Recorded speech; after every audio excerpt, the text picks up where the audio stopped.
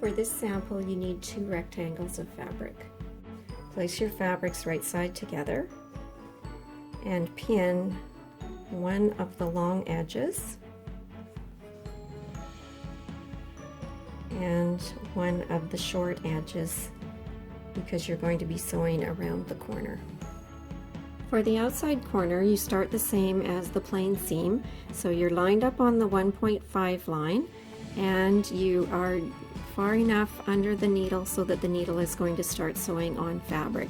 And again, you're going to lower your presser foot and you're going to start with 3 or 4 stitches and reverse, same number, and then we're going to go forward. And I'm going to sew until I am about 3 centimeters from the corner. Now there's no exact, if you're a little bit more or a little bit less, that's okay. And then I'm going to stop and I'm going to change my stitch length. And I'm going to change it to 1.5. And the reason we're doing this is because when we sew corners, we often trim them close to the stitching, and a shorter stitch length is a stronger stitch length.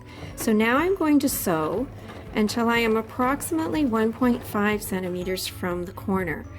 Now this is a little tricky, but on your machines there is actually a line that shows you where to turn. Now this machine doesn't have that particular mark, and so I'm eyeballing it, but what I do is, as I get close to the corner, I'm going to, instead of using my foot, I'm going to use the balance wheel to sew, because if I use my foot I might sew too far. And so I'm now going to lower the needle because I actually think I'm 1.5 centimeters away. And I want to lower the needle because I want my fabric to stay in position for the next step. I'm going to raise my presser foot, and now I'm going to pivot my fabric, and I'm going to look at where it lined up over here.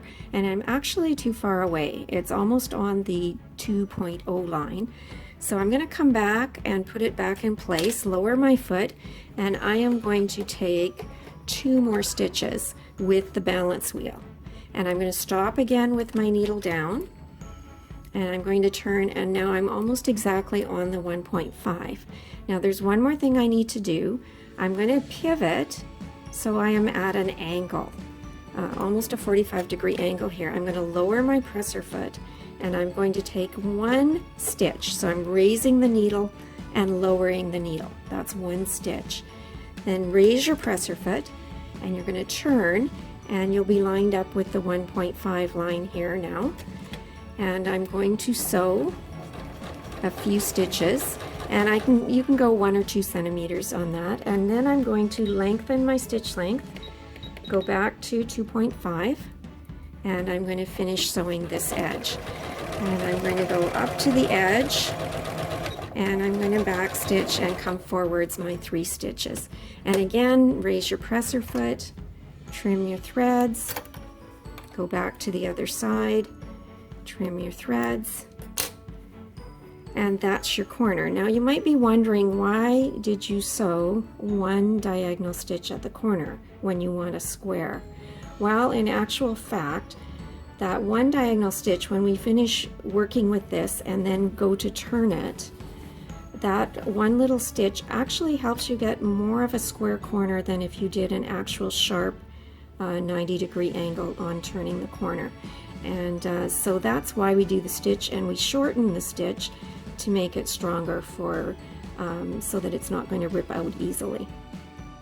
When you're done sewing the outside corner, you're going to clip your corner. And basically what that means is, right next to that 1 diagonal stitch, we're going to take 1 cut across the corner. This is done because if this was turned right side out, when you fold it, it will help to make a neater looking corner. And I'm not going to ask you to turn it. I want to be able to see your sewing, so this is as far as you're going to take this for this particular sample. When you've finished your outside seam, take the iron, and this particular one you are just going to press it as you sewed it on both sides, and that completes the outside corner.